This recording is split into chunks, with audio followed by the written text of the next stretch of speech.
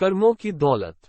एक राजा था जिसने अपने राज्य में क्रूरता से बहुत सी दौलत इकट्ठा करके, एक तरह शाही खजाना, आबादी से बाहर जंगल एक सुनसान जगह पर बनाए तहखाने में सारे खजाने को खुफिया तौर पर छुपा दिया था। खजाने की सिर्फ दो चाबियां थी, एक चाबी राजा के पास और एक उसके एक खास मंत्री के पास थी। इन दोनों के अलावा किसी को भी उस खुफिया खजाने का राज मालूम न था। एक रोज किसी को बताए बगैर राजा अकेले अपने खजाने को देखने निकला। तहखाने का दरवाजा खोलकर अंदर दाखिल हो गया और अपने खजाने को देख देख कर खुश हो रहा था और खजाने की चमक से सुकून पा रहा था। उसी वक्त मंत्री भी उस इलाके से निकला और उसने देखा कि खजाने का दरवाजा खुला है। वो हैरान हो गया और ख्याल किया कि कहीं कल रात जब मैं खजाना देखने आया तब शायद खजाना का दरवाजा खुला रह गया होगा।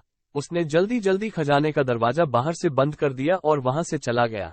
उधर खजाने को निहारने के बाद राजा जब संतुष्ट हुआ और दरवाजे के पास आया तो ये क्या, दरवाजा तो बाहर से बंद हो गया था। उसने जोर जोर से दरवाजा पीटना शुरू किया पर वहां उनकी आवाज सुनने वाला उस जंगल में कोई ना था। राजा चिल्लाता रहा पर अफसोस कोई ना आया। वो थक हार के खजाने को देखता रहा। अब राजा भूख और पानी की प्यास से बेहाल हो रहा था, पागलों सा हो गया। वो रेंगता रेंगता हीरो के संदूक के पास गया और बोला, ए दुनिया के नायाब हीरो, मुझे एक गिलास पानी दे दो।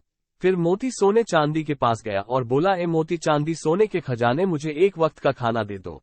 राजा को ऐसा लगा कि हीरे मोती उसे बोल रहे हो कि तेरे सारी जिंदगी की कमाई तुझे एक गिलास पानी और एक समय का खाना नहीं दे सकती। राजा भूख से बेहोश होके गिर गया। जब राजा को होश आया तो सारे मोती हीरे बिखेर के दीवार के पास अपना बिस्तर बनाया और उस पर लेट गया।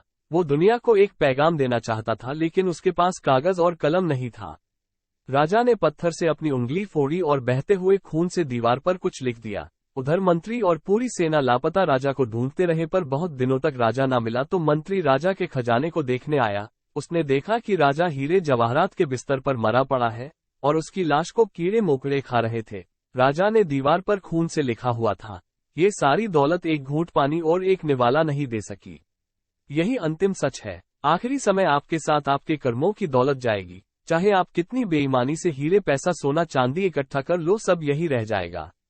इसीलिए जो जीवन आपको प्रभु ने उपहार स्वरूप दिया है उसमें अच्छे कर्म, लोगों की भलाई के काम कीजिए, बिना किसी स्वार्थ के और अर्जित कीजिए अच्छे कर्मों की अनमोल दौलत जो आपके सदैव काम आएगी।